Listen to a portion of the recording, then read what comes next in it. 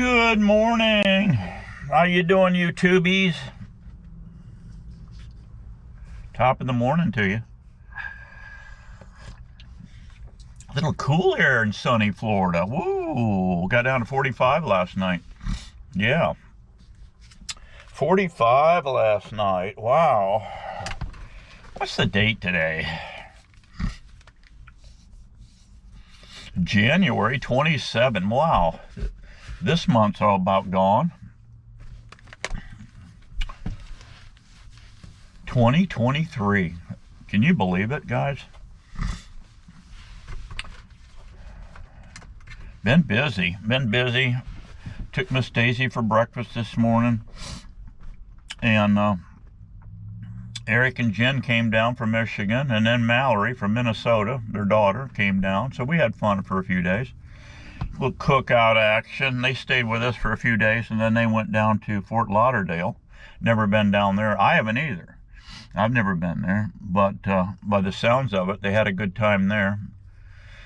A lot of good restaurants down there, and they get to watch the seashore. I guess they got a place right on the water.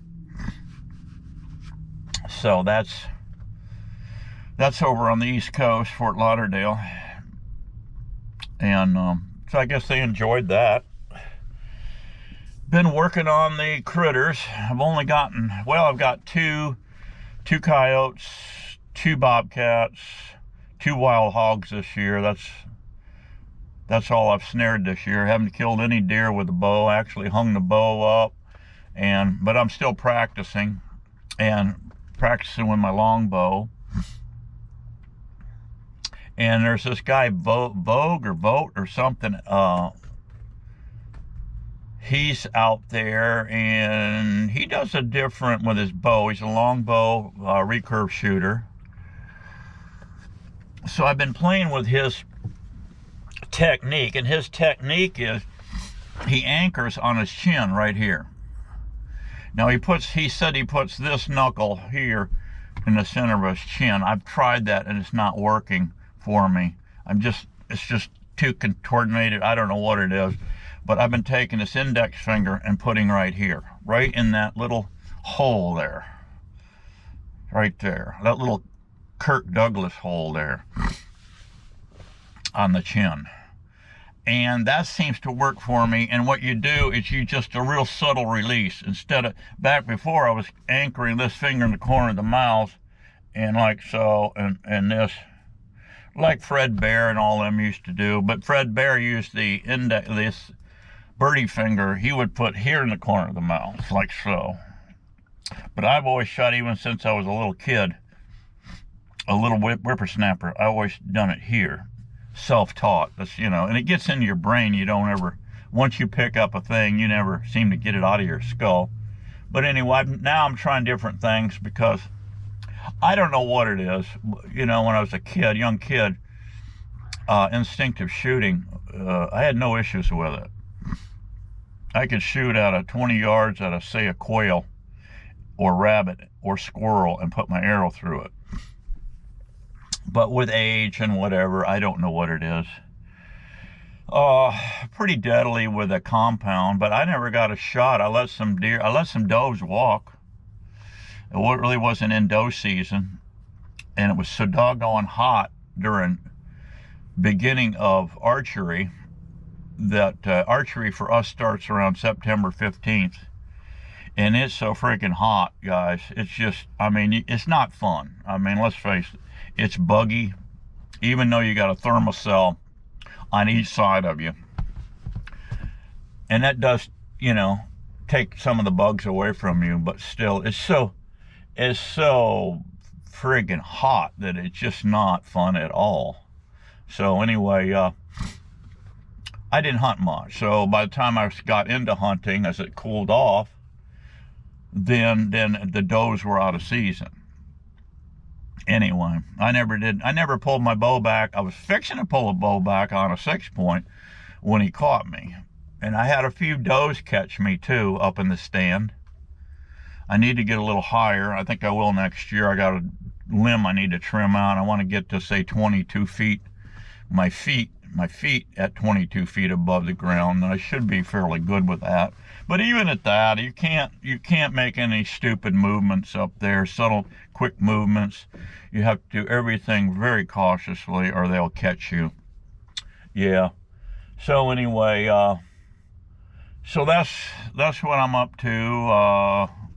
So it's pretty much shut down for the year hunting, but I'm still want to keep snaring right up to, say, March 1, and then hang it up. I got one more bobcat, looks like a good size one, and another coyote, and I'll show you both of them. And when I get back to base camp, I'll show you both of them. And this last coyote, he's a sly one. He's seen Uncle Jed and Aunt Musey both get taken out in this same hole. I've caught 2 coyotes and one, that big bobcat. I caught them all in the same hole. I've caught coon in this hole. I've caught possum in this hole. I've caught feral cats in this hole.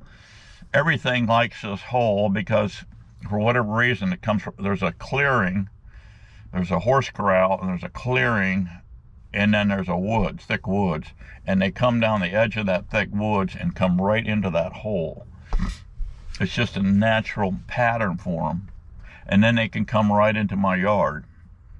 And the deer come through there too. I haven't seen any deer come through, but anyway,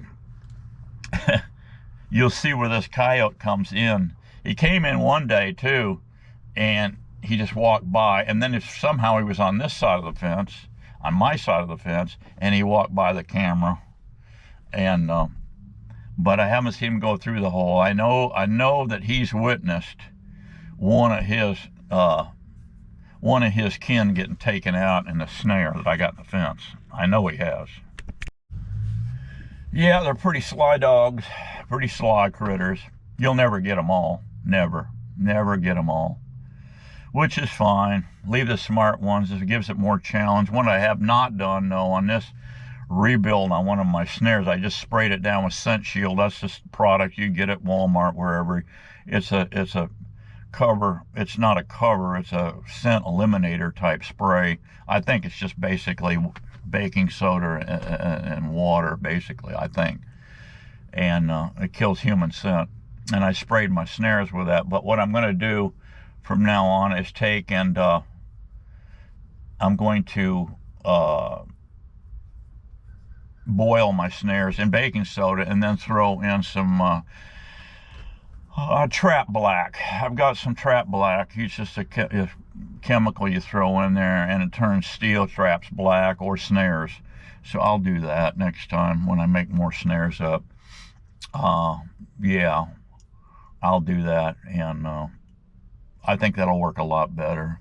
Eliminate. And then when I handle my snares, I use rubber gloves, and that's a good thing. But anyway, yeah, we'll keep trying all the way to March 1. I'll pull them down. I'm going to keep after these bobcats and coyotes to see if I can't take any more on. I'm monitoring every day the movement, game movement, to see where these predators are, see what my deer are doing. I bought another, this is the 3rd or 4th protein block. It's by Big Buck J or something like that. Is the name of the block. It's a very good protein block. It's got more protein and stuff in it and less salt than most blocks. So they just love it. And the last few blocks I put out, they lasted a whole month. But now that the acorns are petering out, I just put one in there the other day. And I said, I'll take care of them for a month. Miss Daisy said, how much are those? I said, $25. Gee, Minnie, Christy, you're not even hunting? I said, I thought I'd keep them, keep them fed all year. And, well, that'll get pricey. I said, no, these blocks last a long time. Oh, okay, she said. Boy, am I full of it, guys. I went in there the other day. That block's only been down 3 days. And they got that block 2/3 gone. Yeah, they're going to be on browse. The government doesn't pay me that much money, guys. Oh well. And the job I have, beekeeping, that doesn't pay much either. I put an ad out there. You know, we had lost in Florida thousands and thousands of colonies. I didn't. But the guys that migrate and come in and they winter in Florida at the south end of Florida, well, guess what? That big hurricane came through and knocked the living crud out of them down there, tore up thousands and thousands, millions of dollars worth of damage down there. And they put a whole bunch of beehives underwater. Yeah, drowned them. Something like that happens, guys. You don't have much time to fool around ahead of a storm. And there's really no high ground down there you can move them to unless you're sitting them on top of a semi. And if you did that and strapped them down, the whole semi would probably be upside down anyway. So, but yeah, they lost a ton of colonies down there. It's a real shame. But I put an ad out there. I had one guy call. He's a young whippersnapper call me. He's never raised bees before. You know, the ones that have a million questions to ask you. Which I don't mind. I enjoy talking about bees. You know, anybody can call me up and talk bees if they want to. But anyway, he needed just one hive. I got about 20 I want to sell, downsize. And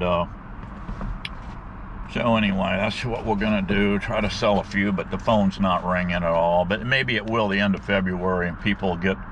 As soon as the drones start flying, well, it should be the end of February, then I want to start selling bees and keep a few. Just maybe 2 or 3 hives is all I need for a hobbyist. I want to finish up my coffee here, guys. Let's just thought we'd have a little coffee chat first thing in the morning here. I just love seeing you guys because you're just such beautiful people, you know.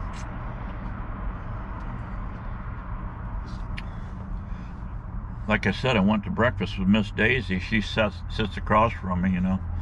And I just get to see a beautiful thing, you know, while I'm having my breakfast. So she, too, is a beautiful thing, you know. I've never showed you guys Miss Daisy. I had to show her. She's camera shy, though, guys. She won't get on camera at all. She's camera shy. You know, and as hot as she looks, you know, you'd think she'd want to get on camera, you know, as hot as she looks. No, Oh well. Just leave it up to your imagination, guys. That's all I can tell you. All I can tell you is she's hot, you know. She's really hot. Anyway, we're going to go... I'm going to walk out here. I think it's 2.5 miles down this trail, out and about. You wouldn't believe who used to live out here. Used to come down from wherever the crime family was up there and come down here to hide out in the winter. Probably there was nothing to do up there in the winter. Gamble and maybe run drugs and booze and stuff like that. But Al Capone has had a place out here. The cabin, I understand, burned. It's right on a lake. It's a really cool spot out here. And then the Boy Scout group came in. Our government had to piss away more money, and they came in and built a dock way out there. So yeah, they came in and built a dock. I guess the Boy Scouts helped build the dock, and then they stocked the heck out of this lake. And then the rednecks came in right afterwards and just hammered the bass. I don't know who leaked the news. Maybe it was Shifty Shift or somebody, or Swarwell. Maybe those two clowns leaked the information that they stocked this lake, and the rednecks came in and just hammered the bass, cleaned it out. I talked to the ranger, and he said they came in here, and he said when they weren't, just hammered them, cleaned the lake out. And he said we had this thing full of bass. And then I don't know what happened. I think the Boy Scouts made one trip out here, and then that whole deal kind of dissolved. And then for whatever reason, they spent all this money and then took the docks back out. I have no idea what's up with that guy. But the fireplace is still there. It's a lime rock fireplace, chimney going up. And the ranger told me, he said, this used to be Al Capone's place. I said, really? Yeah. He said, him and his boys would come down here and hide out in here. And I said, well, when was that, the 50s? Yeah, right in the 50s. He said they would come down here and hide out. And there's a power line going down through there, an old power line going down. I'm sure it's still there. We'll follow that down around through the woods over to this lake. And I'll show you where Al Capone used to hang out in the winter. I told this guy, I said, I ought to come out. I don't own a metal detector, but I said, I ought to get me a metal detector and come out here and comb this ground. I bet I could find all kind of stuff. And he said, you better not. Huh? No, you better not. You can't be taking this. This is a kind of a restricted area, you know, and everything that's here has to stay here. Oh, really? Well, who was before Al Capone? A whole bunch of Indians, okay? Whole bunch of Indians. I guess he forgot they were here. And you know, on these freshwater lakes and like this, you would have a lot of Indians, Native Americans that would hang out around these water holes and whatnot. Not only collect game, but to get their water. Okay, guys, let's take old Woody. Woody's ready. Old Woody, he's ready for a walk, aren't you, Woody? No, he goes, I don't care what Woody says. We're gonna walk, guys. We need to walk. Well, I wish my shoulder was in better shape. Man, I'll tell you what, I've been shooting this longbow and didn't know when to quit. And I overstressed it, and now I've got a impingement in this left shoulder. I guess this left hand, I'm a right-hand shooter. So this is the fingers that pull the bow back, right? And this shoulder gets smashed in because you're taking, that's only a 42-pound bow. I bought the bow as 35, but I pulled 29 inches. Well, with that, it pumps you up to 42. The further you pull the bow back, the more power you got, right? So anyway, I must have ran 150 arrows through that bow, and then I started feeling some discomfort. I did the warm-up. When you guys shoot longbow, or any bow for that matter, compound, whatever, take your fingers and do this, which I did, but I didn't do it enough. You know, you get frisky, you know, you're supposed to pull here and pull here, hold for 30 seconds each, and then you push out, and then bring your shoulders in, out, bring your shoulders in, and take your head, pull it this way, and push this arm out, push this arm out, which I did all that. I thought it was good to go, but apparently I didn't do enough. And probably after about 75 shots or so, I noticed I'm getting some discomfort, but my grouping wasn't tight enough. So Hardhead Steve-O, he just keeps shooting to tighten that group up. Well, you start getting weak and you just start getting sloppier. Because the back of your head, oh my God, I'm gonna blow a friggin' tendon here, you know. And so I just kept on and kept on, but I found some good 1,000 milligram CBD at my girl's store down there, and that helps a lot, rubbing that in. So I'm just getting old, guys. That's all it is, getting old. I'm an old hunter. The old body don't recover like it used to, but we keep at it, try to keep at it. So anyway, let's quit BSing and go down the trail, and let's see if we can't find old Al Capone's old house.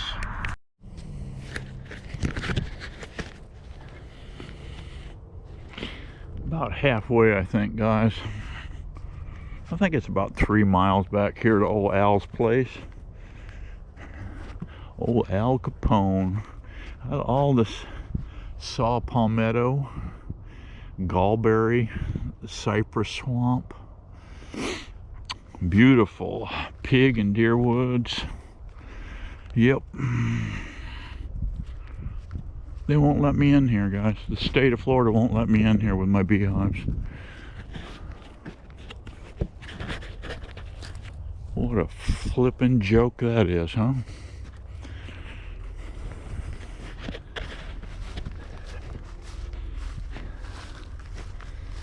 We got some monitoring wells here.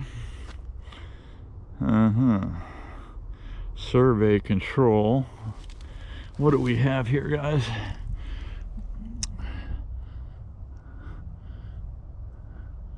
They got the top elevation of this casing at 48 feet and 84 hundredths above sea level, and that was surveyed in 19. So much for a padlock. They got a padlock and a hatch.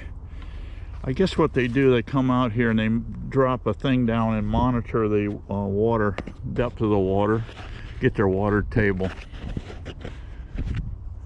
I don't know, I think we're got another 1.5 miles to go till we get to old Al's place. Well, I made it, guys. Good 4-mile hike at least. A long way. Here's what's going on now. No trespassing. Southwest Florida Water Management District. Oh. Don't nestle me up with your no trespassing, okay? Hey, here's from what I hear. Now, this is the story I got from the ranger, park ranger. This is Al Capone's, all that's left of his log cabin. This lime rock. Yeah, look, you see the holes here. Hey guys, back at base camp. And let me just click on this one right here. Let me fire down through this. Right here. Yeah, look, you see the holes here. Let me just stop right here a minute. Well, I made Al Capone's, all that's left. I was showing you this. I ran out of battery, guys, of all stupid things. I've come out here. The lake is over here. I wanted to show you the lake too. You can go down this little lane over here and the lake is there. But yeah. But here's this old chimney. The top is kind of cool the way they did this top. They bricked it over so rainwater wouldn't come in. And right there is where one of the logs came through for the roof logs. And there was holes down here. I wanted to take you all the way around this thing, and I'm coming around over here. My battery went dead. Really swift. I've got 3 extra batteries, and I forgot to take them. So I ran out of batteries. But anyway, yeah, here's Al Capone's chimney, and there was holes like this down through here, all down through here. And this is the front end. This was the inside of the cabin over here. This part over here is north. It faces north, the backside of the cabin. And the kids had gotten in here with sledgehammers or some craziness. I saw this. It's been 6 years or more since I've been down here. And this thing was all pristine. There was no fence around it. But the kids got down here and got busted, beating on this thing for whatever stupid reason. And so the county came in and erected this fence around here, as if that's going to stop somebody, you know, from coming in and beating this chimney up. But I don't know. Anyway, they stopped doing it. There's a no trespassing sign over here. So anyway, yeah, that's Al Capone's thing. Let me show you something else here, what's left on the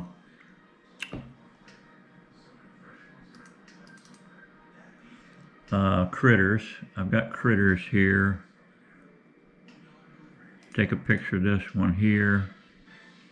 That's that bobcat. That's the big bobcat. That bobcat, by the way, is already in a friend of mine's man cave. Let's see what this one is here. This guy's right here. Let me shut this thing here. See what we're doing. I started, when I set this out, this block right here, the deer were hitting on it. I had rats coming in here, guys. I mean, lots of rats and flying squirrel. And then toward the end of the season, let me open this up here. See what I got? Big old owl. There was like 4 of them out there when I sit in the stand, or if I go out in the evening and listen in the swamp. These things are hooting all over the swamp out there. And since they came in, there is no more rats. As a matter of fact, this thing came flying down here to pounce on one, probably hiding behind. This block, your feed block, is about 3 feet from that tree. And the whole theory on that is, if you have a backing there, a nice, just a double oak here, with a backing like that, you put a feed block or corn on the ground, them deer are going to come in and give you a broadside shot. That's the whole idea of putting this right up against a tree and having this feed and tree backing and your tree stand over this way. But that owl there, they have cleaned out all the rats. But the sad part is they cleaned out my flying squirrels too. I had quite a few flying squirrels coming in here, and they were quite entertaining. And they would actually come up in the morning. I'd get in the stand.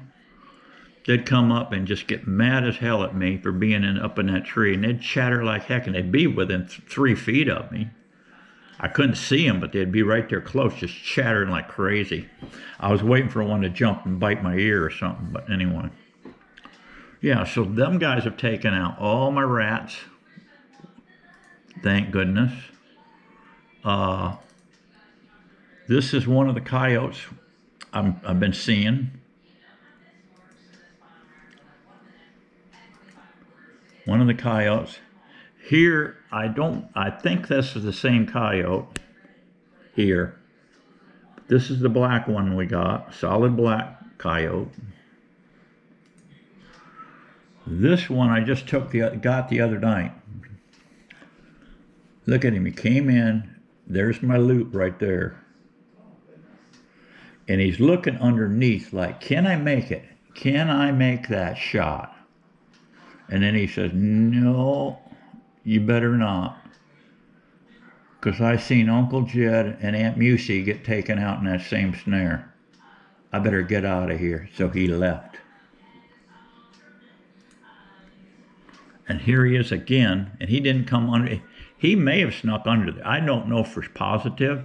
He may have gotten down really low and crawled under there.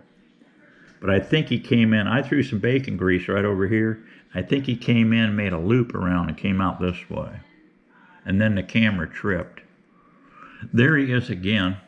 And he's back by the, see, this is back by my feed pile here. But there he is again. There's a bobcat right there. That looks like a pretty good sized cat right there, guys. I don't believe it's as big as the big one I caught. And something up in the front end, that hole up there, got in that. It could have been that cat. I don't know. That snare, guys, was twisted all to heck and back. Yeah. That thing was twisted all up. It was crazy. So anyway, that's it for today, guys. Appreciate you stopping in. And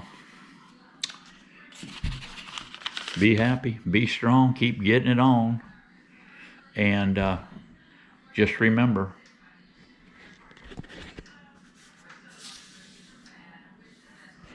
Miss Daisy said I'm a stud muffin. Can you believe it? I'll see you on the next one, guys. Bye-bye.